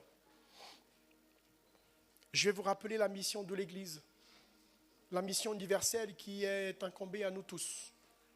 Jésus s'étant approché, leur parla ainsi. « Tout pouvoir m'a été donné dans le ciel et sur la terre. Et parce qu'il a reçu toute autorité, maintenant il nous envoie. Et pour chacun de nous, il dit, allez, faites de toutes les nations des disciples, les baptisant au nom du Père, du Fils et du Saint-Esprit. Et enseigne-leur à observer tout ce que je vous ai prescrit. Et voici, vous vous rappelez de ce qu'on a été dit tout à l'heure? Je suis avec vous tous les jours jusqu'à la fin du monde. Amen. Le Seigneur nous dit plusieurs choses. Il nous a dit, allez de par le monde, de toutes les nations. Il faut faire des disciples. Je sais qu'à Gap, nous avons cet honneur d'avoir plusieurs nationalités représentées. C'est magnifique, hein? Vous savez, l'apôtre Paul l'a dit, pour gagner les Grecs, je vais me faire de Grecs, gagner les Juifs, je vais me faire Juif. Mais à la fin, il dit, mais à la fin, il n'y aura plus de Grecs, ni de Juifs, ni de Brésiliens, ni Français, ni Africains, ni Asiatiques, mais il y aura un seul peuple en Jésus-Christ. Amen. Mais pour cela, nous devons faire des disciples, gagner des âmes. Et bravo pour cette église qui le fait. Bravo pour vous qui avez ce cœur d'évangéliste et qui aimez aller vers l'autre, cet amour que le Seigneur donne seulement aux véritables hommes et femmes de Dieu. Parce que nous avons appris, le Seigneur nous a aimés, nous devons lui correspondre avec notre amour aussi. Mais quand on est rempli d'amour, on veut le partager avec les autres. Amen. Voilà la mission universelle de l'Église. Jean chapitre 20, s'il vous plaît. Verset 21, un autre texte aussi qui nous rappelle que, en le voyant, Pierre dit à Jésus, chapitre 20, s'il vous plaît, chapitre 20, mon ami. Chapitre 20, un chapitre avant, verset 21. Verset 21. Il dit, la paix soit avec vous. Et il dit, la paix soit avec vous. Comme le Père m'a envoyé, moi aussi je vous envoie. Verset suivant, verset 22. Après ces paroles, regardez ce qu'il a fait. Il souffla sur eux. Merci mon ami. Il souffla sur eux. Corinne, Claude, je vous assure une chose, vous n'êtes pas seuls. Le Seigneur ne nous a jamais envoyés seuls. Le Seigneur a toujours le contrôle de toutes choses. Toujours. Et même quand il y a des moments où ça nous semble solitaire, le Seigneur est là. Il leur a envoyé, mais avec eux, il leur a envoyé le Saint-Esprit. Il leur a dit, recevez le Saint-Esprit. Recevez le Saint-Esprit. Recevez le Saint-Esprit. Le Seigneur est avec nous. Recevez le Saint-Esprit. C'est la mission de l'Église. Faire des disciples. Mais faire des disciples accompagnés avec lui. C'est notre mission. Mais il est vrai que certains, le Seigneur a choisi. Certains, le Seigneur a appelé à une œuvre, une responsabilité plus grande. Ce n'est pas un titre, c'est des responsabilités plus importantes. Mais le Seigneur les prépare. Le Seigneur investit en eux. Le Seigneur donne les dons, la capacité nécessaire pour l'exercer. Et ceux qu'il a appelés, qu'il a choisis, il les prépare pour leur donner à l'Église, pour servir l'Église, pour guider l'Église, pour diriger l'Église, pour exercer leur ministère au sein de l'Église. Là, nous sommes en train de parler du pasteur, mais nous avons d'autres ministères que le Seigneur prépare aussi au sein de l'Église pour aider le pasteur, aider l'Église. Donc nous sommes très heureux aujourd'hui, véritablement, merci mon ami, d'accueillir officiellement ce couple, Claude, Corinne, pour exercer le ministère pastoral parmi vous aujourd'hui. Moi, je suis très, très heureux. Le Seigneur a déjà choisi, le Seigneur aujourd'hui confirme. Le Seigneur aujourd'hui les envoie. Comme nous l'avons vu, le Seigneur il a été envoyé, il dit maintenant je vous envoie. L'Église ADDI, aujourd'hui, à travers une décision collégiale et une reconnaissance que nous avons eue lors de la conférence missionnaire au mois de novembre et qui a été officialisée par notre conseil en Guyane, aujourd'hui vous nomme ici. Parce que nous avons compris que c'est le Seigneur qui vous a envoyé. Ce n'est qu'une reconnaissance de ce que le Seigneur avait déjà fait, c'est le principal, c'est ce qu'il fait lui. Amen. C'est son Église. Et aujourd'hui, je voudrais par contre lire quelques textes qui vont nous rappeler ce qu'est le ministère pastoral. Pas facile. Je sais que notre cher Claude et Corinne vont continuer les formations que nous avons, mais je vous assure que vous allez reconnaître en eux ces paroles que nous allons lire ensemble. Éphésiens, s'il vous plaît, chapitre 4, verset 11, verset 12. Vous connaissez déjà les textes.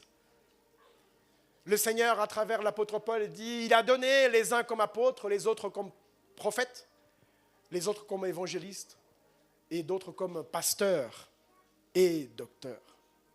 Et vous savez, je dis toujours qu'une église complète, c'est une église où nous avons tous ces ministères représentés.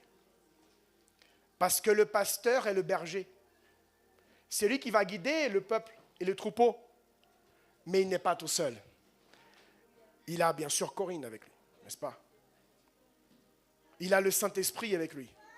Mais il a aussi tous les ministères représentés, le conseil qui est à côté de lui pour l'aider et le diriger.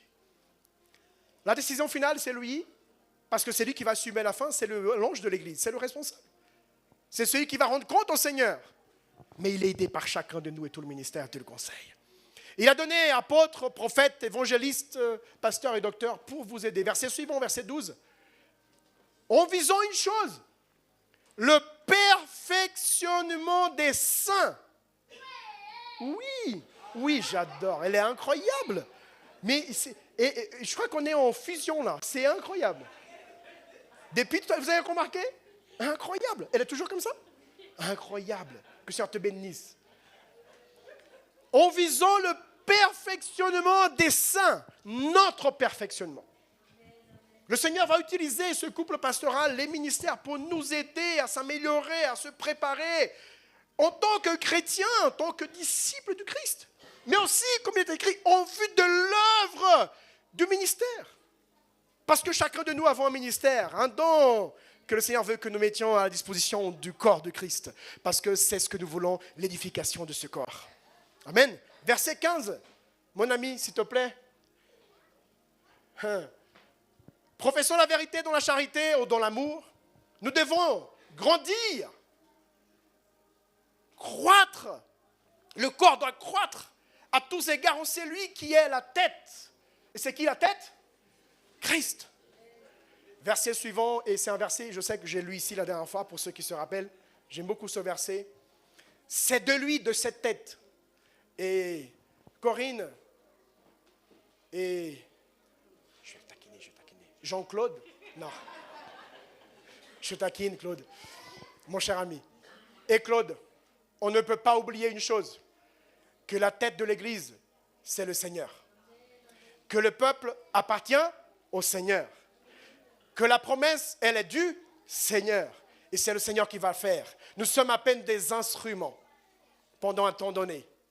Mais nous devons savoir que c'est de lui la tête. Et grâce à tous les liens de son amour, de son assistance, que tout le corps, bien coordonné, vous vous rappelez, on avait vu ça ensemble quand je suis venu, et formant un solide assemblage, tous ensemble, chacun faisant sa partie, ni plus ni moins, tire son accroissement ou sa croissance selon la force qui convient à chacun de ses parties et s'édifie lui-même dans l'amour. Le corps du Christ grandit et Gap va grandir et ADD-Gap va croître. Et vous allez encore vous renforcer parce que chacun va contribuer, guidé par ce couple pastoral. Je voudrais après lire, s'il vous plaît, Jean chapitre 21, verset 15. S'il vous plaît. Alors qu'ils eurent mangé, Jésus dit à Simon-Pierre, le Simon que j'ai oublié tout à l'heure, Simon, fils de... Je sais d'où tu viens, je sais qui tu es. Claude, il te connaît. Corinne, il te connaît. Il nous connaît tous. Mais malgré tout, il veut travailler avec nous et il veut nous utiliser. Il dit, m'aimes-tu plus que nous m'aiment les autres?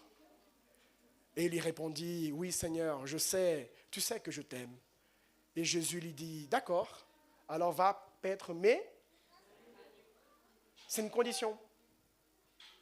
C'est une condition pour vivre cette présence, mais c'est une condition pour être devant la maison du Seigneur et devant le couple, devant le troupeau qui est là. Verset suivant, il répète une deuxième fois ou une seconde fois, Simon, fils de Jonas, m'aimes-tu? Pierre lui répondit, Seigneur, tu sais que je t'aime, alors s'il te plaît, paie mes brebis. Verset 17, et là le Seigneur s'arrête ici, il a fait 3 fois, vous imaginez bien pourquoi. Simon, fils de Jonas, m'aimes-tu? Pierre fut attristé de ce qu'il lui avait dit pour la 3e fois, puisqu'il avait répété « m'aimes-tu » Il lui répondit « Seigneur, tu sais toutes choses, tu sais que je t'aime. » Et Jésus lui dit « paie mes brebis. » Mon cher Claude, ma chère Corinne, est-ce que vous aimez le Seigneur? Amen.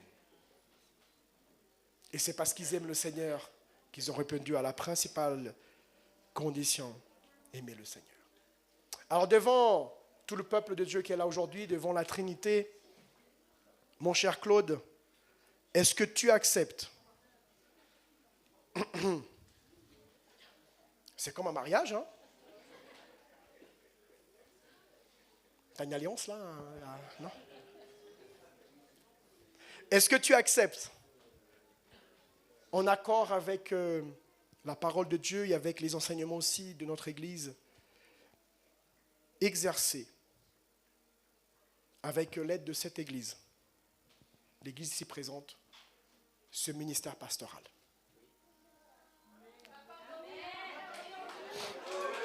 Vous avez un micro là? Vous avez un micro là? Un autre micro. Je vais vous dire une chose. Moi, je l'ai entendu, mais je vais faire genre, je n'ai pas entendu.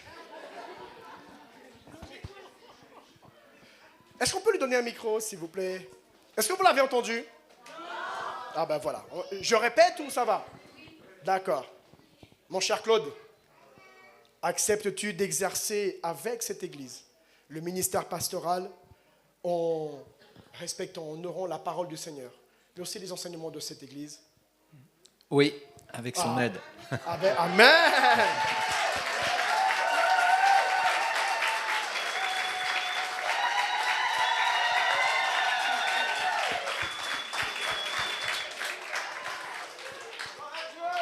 Amen. Heureusement qu'il a dit avec son aide.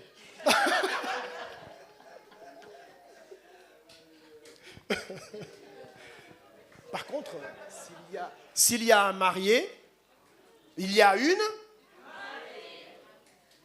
L'église ADDI Gap, l'église du Christ ici. Acceptes-tu d'œuvrer, de travailler avec Claude, pasteur Claude, et d'accomplir la mission que le Seigneur vous a confiée? Voulez-vous aussi, c'est deux questions, hein, prier pour lui et l'assister dans cette mission? Est-ce que l'Église veut dire oui? Oui.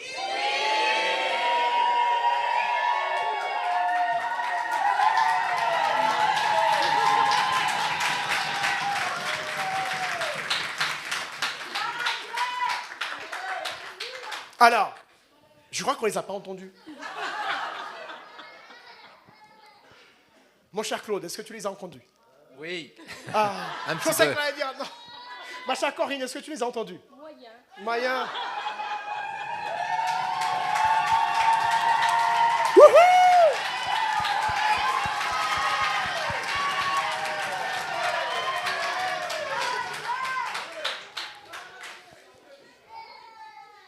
Pasteur Claude. S'il vous plaît, c'est Pasteur Claude. Amen. Église du Seigneur. Je vous bénis aujourd'hui dans cette nouvelle étape. Que l'Esprit de Dieu, que son Fils et que le Père, la Trinité sainte, vous accompagnent, vous guident, que vous puissiez œuvrer ensemble, dans l'amour du Seigneur, dans la communion, en visant une chose, faire des disciples et honorer, louer, adorer celui pour qui nous vivons et qui est la raison de toutes choses. Je vous bénis au nom du Père, au nom du Fils, au nom du Saint-Esprit. Église du Seigneur, je vous bénis au nom du Père, du Fils et du Saint-Esprit. Voici votre pasteur. Pasteur, voici votre Église. On peut se mettre debout, s'il vous plaît?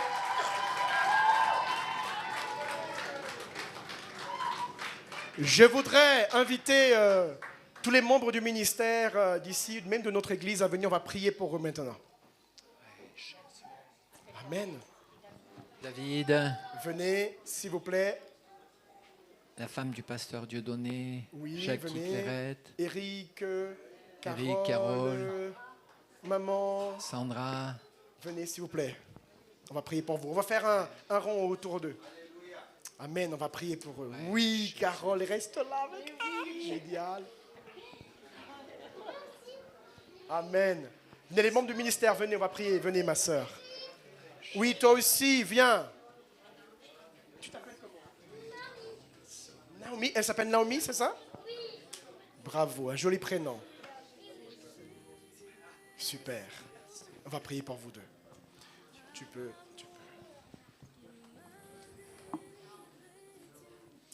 Je vais être très sincère avec vous tous. En venant ici, le Seigneur me confirmait encore que pour toute l'Église, le Seigneur faisait l'Église rentrer dans une nouvelle étape, dans une nouvelle dimension. Ce n'est plus simplement dire « j'ai la présence Seigneur », c'est maintenant vivre avec sa présence. Mais cette nouvelle étape, ce nouvel élan, je le vois aussi dans votre ministère. Ce n'est pas l'Église qui va tout seul vivre ça. C'est vous qui allez les guider à ça. Il y a quelque chose de nouveau qui arrive. Il y a une onction nouvelle, il y a une huile nouveau qui se déverse sur vous aujourd'hui. Dieu est en train de faire quelque chose d'extraordinaire. Oui. Oh, elle est magnifique. Je vous ai vu dire tout à l'heure, j'ai une mauvaise nouvelle, une nouvelle qui n'est pas très réjouissante, nous allons changer de lieu. Le Seigneur, quand il fait les choses nouvelles, il fait totalement nouvelles. Et au moment où tu as dit ça, mon cher Claude, pasteur Claude, j'ai vu qu'il y a une préoccupation, mais le Seigneur me faisait dire, mais je ne fais jamais les choses à moitié. Alléluia. Il y a quelque chose de grand et de nouveau qui est en train de se passer là. Je suis béni, tellement béni de vivre ce moment prophétique ici. L'Église, avec tellement de joie, vous a reçu. Mais je sais que le Seigneur aujourd'hui confirme dans votre vie ce ministère, cet appel. Nous voulons prier pour vous. Nous allons tous prier pour vous. L'Église va prier pour vous. Et la Trinité Sainte va aussi vous bénir aujourd'hui. Amen. Maman, viens à côté de moi, s'il te plaît. Viens là à côté de moi. Viens là, ma maman. Bon, si elle veut passer par derrière, sans problème. Est-ce qu'on peut tendre nos mains comme si nous le touchions? Amen. Nous touchons tous les deux parce que c'est le couple pastoral. Amen. C'est le couple pastoral. Pasteur Claude n'arriverait pas tout seul. Et je sais combien les épouses, c'est souvent encore plus difficile. Mais ce n'est pas que Claude. C'est Claude et Corinne. Ce n'est pas que Corinne. C'est Corinne et Claude.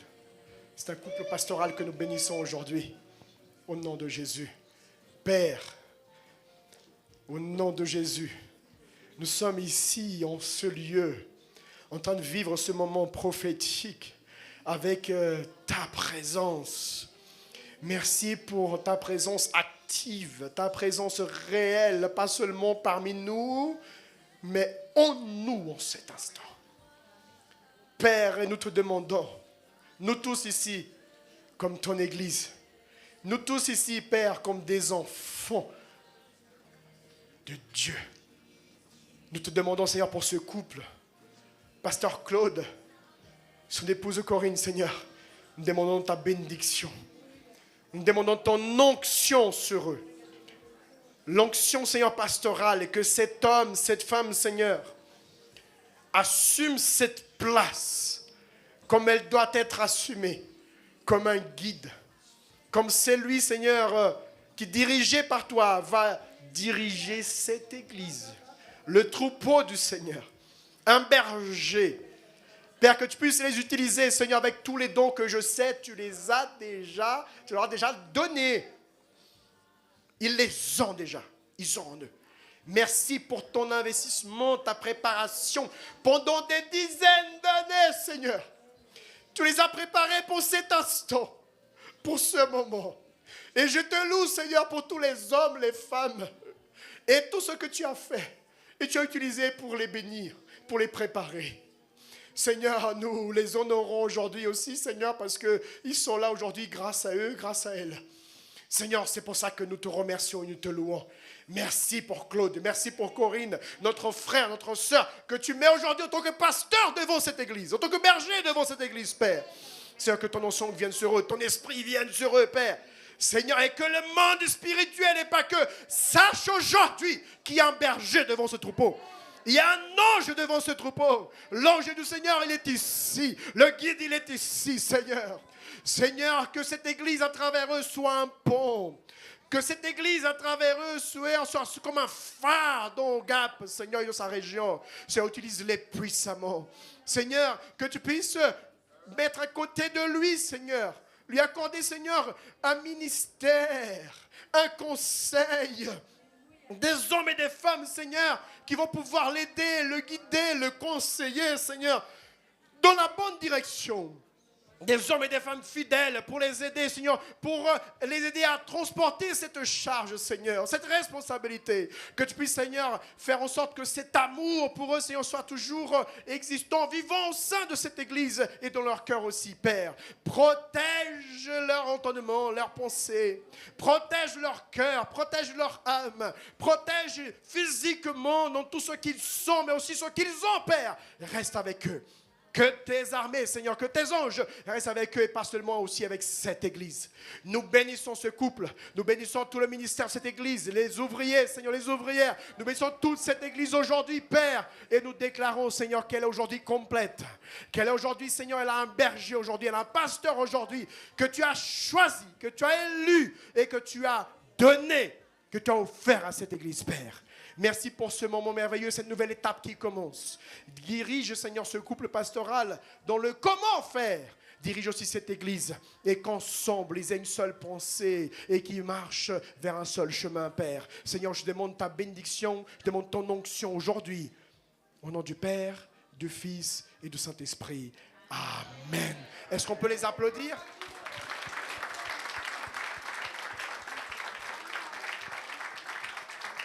Ça y est, pasteur, tu as des dégâts. Amen. Est-ce que je peux faire une petite chose avant? Merci, Noémie. Est-ce que, maman, tu pourrais prier pour Corinne? S'il te plaît. Comme tu veux. Je traduis.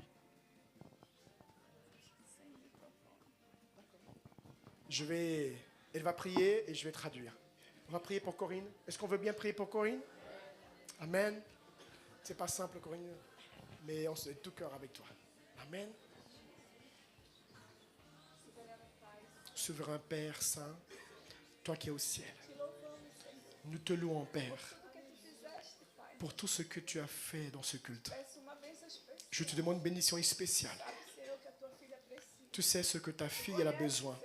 Tu connais, Seigneur, ces moments où elle est toute seule, ces veillées, Seigneur, ces journées. Seigneur, mon Père, devant toi sont tes besoins, ses rêves, ses projets et ses besoins.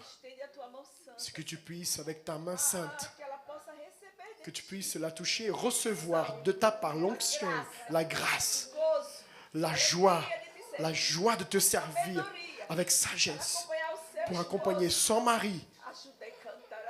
Alléluia.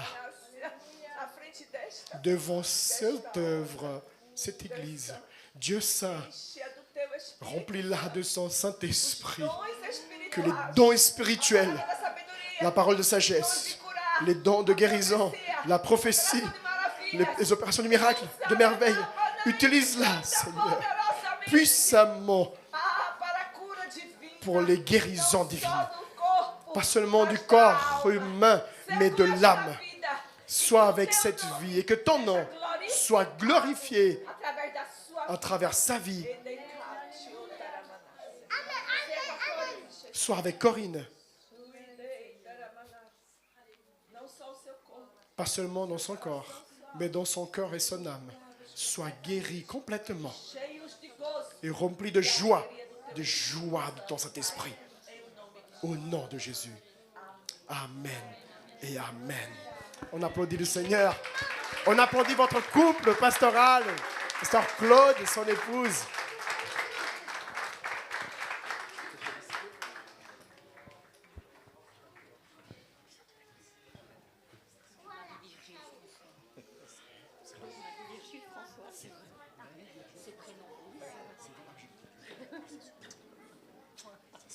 Claude. Vous connaissez les prénoms de Claude? Ça y est, maintenant, c'est pas Jean. Hein. Claude, Marie, Virgile et François. C'est que des jolis prénoms. Hein. Claude, Marie, Virgile et François. Amen. En tout cas, pas Jean. Et je m'excuse, Claude. D'accord? Amen. Et c'est avec beaucoup de joie que je remets le micro, je remets tout, parce que ça y est, ma part est terminée. Vous avez votre pasteur. Amen. Ça y est. Merci beaucoup. Félicitations, pasteur Claude. Et quand tu as besoin, Tu sais que tu peux compter sur nous, sur nos prières, sur notre appui. Et entre Paris et ici, c'est à peine 5 heures. Donc, on se dépêche et on vient. Amen. Que le Seigneur vous bénisse. On les applaudit encore.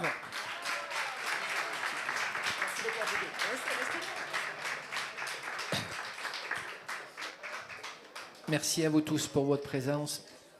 On compte sur chacune de vos prières. On est un seul corps et on est tous centrés sur Christ. Et ensemble, on peut réussir à être vraiment cette lumière sur la ville de Gap. C'est vraiment, vraiment mon désir le plus sincère.